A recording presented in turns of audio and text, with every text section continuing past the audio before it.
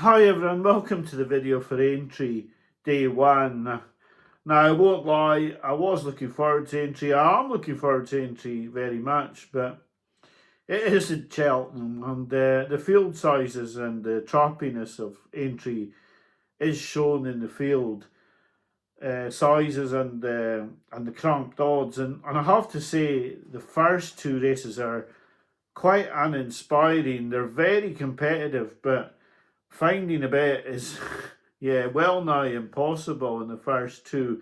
I really didn't like anything in the first with any confidence, and in the second, earlier in the week, I had a small bet on Mamba number 5 each way with 3 places in this race before the final decks, and yeah, you could just about buck him with 3 places each way, but not with two, especially not with two shorter priced horses in Lulamba and Cocktail Divin at the head of the market. So I have to say that, the first two races I haven't really got a whole lot that I want to back, and that my stronger selections were later in the card. They weren't massively strong. I think I'll have stronger bets on definitely on day 2 and day 3 than I have on day 1. It's very strange because I was very strong on horses on day 1 and 2 at Cheltenham and not so strong on day 3 and 4, where it's going to be the opposite here at Aintree. Splon's Tower is definitely going to be my pick in the Betfair Bowl. I do like this horse, and I hope he's given his chance to run at least. Must be quite galling for Jimmy Mangan now to have taken the horse to Cheltenham and pulled him out, and now have all this worry about whether JP will run him in the bowl on Thursday. It doesn't look like he's going to run in the Grand National itself, but Spallon's Tower would be my choice. And Perry Pass really blotted his copybook in the Ryanair. He ran no race, although he has been backed, and that's very important when you look at the Mullins runners that were backed at Cheltenham. The likes of Villa de Tomp, who didn't look like he could really come back from a poor run, and he's got backed off the boards and won easily. So you have to take note of the money for Imperial Pass, but definitely for me it would be Spallon's Tower. Now, when I am talking about these horses, these are not horses that I would be backing with the confidence that I would be backing at Cheltenham. They certainly wouldn't be the confidence of a video bet at Cheltenham by any stretch of the imagination. These are just selections because people want my view. Now, Spallon's Tower is a selection. I don't want to be with Django Bay after a huge effort in the Gold Cup. I'd pass him over at 4-7, and I'd want to be on Spallon's Tower. But this is nowhere near as strong as I bet would be at Cheltenham. I've heard a decent word for Joker Demai, sorry, but this is the Fox Hunters, and this is a race. It's probably not the best race to get involved in. I have had a few quid each way because I heard a good word for it, but I mean, it could be all wrong, and this is a very dangerous race to bet in. So the final 3 races hold my stronger fancies. Possibly the strongest of them all is Brighter Days Ahead in the Aintree Hurdle. I just don't like the new Lion. I think that's fairly obvious from my videos throughout the season. He's not a horse I like. And getting £7 on a track she will definitely like. He'll like the track as well, the new Lion. But for me, I just want to be with Brighter Days Ahead, and at 2-1, I think she's a good bet. So I will be with Brighter Days Ahead in this race, and I think the new Lion is helping to make the market for her. Her previous run at Aintree was superb. In the Red Ram, most people will want to back Saint-Brouet after winning this race twice in the last 2 years and back on a mark not far away from where he was when his 2 wins.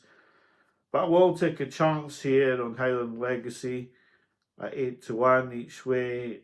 The form's been franked every which way you look. Now, it could be that somebody just comes out here and runs runs them ragged like he has the last 2 years and wins this easily. I would back Highland Legacy each way, and I'd possibly put in a straight forecast Sangruet and Highland Legacy. There are good Irish horses in this race, but John Joe O'Neill's come back to form this season. 2 winners at Cheltenham Festival.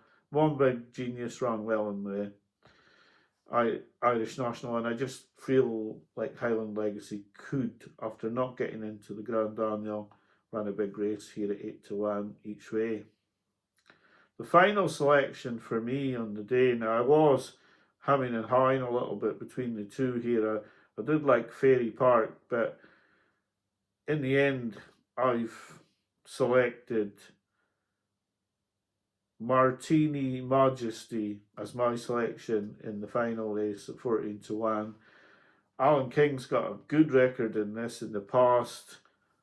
I liked her debut win at Ascot, and I think there's more to come, and I will go ahead at 14-1. So that's just a quick run through the races, with the stronger bets definitely been in the 4 later races rather than in the early ones.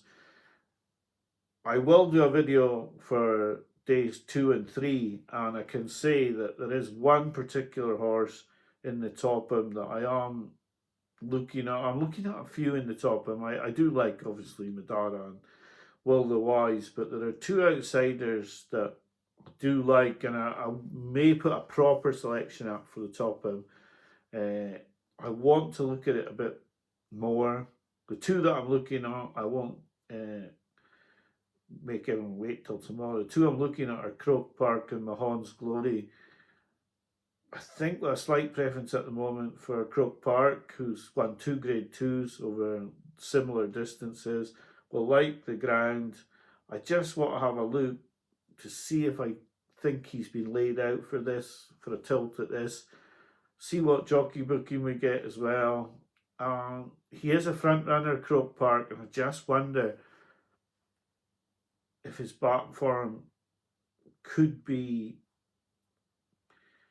sort of suggesting that he's been laid out for this. I do think he's a big price at 25-1, so I am looking at Croke Park for this Topham.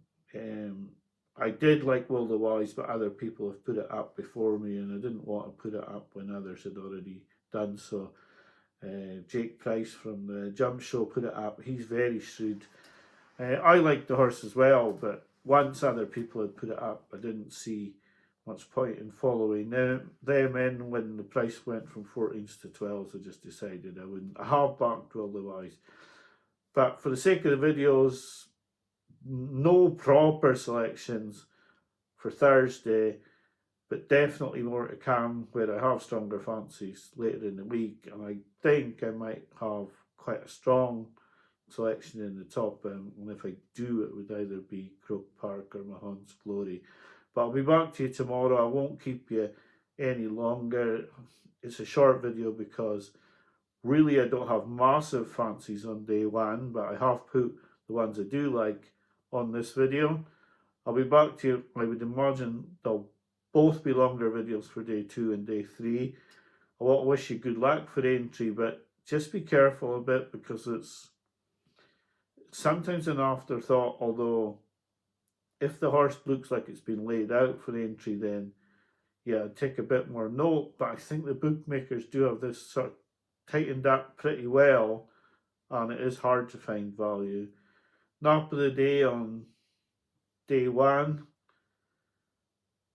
I would, in a win sense, probably be Brighter Days Ahead, but I think going for a little bit of value, I'd go each way with Highland Legacy in the Red Ram.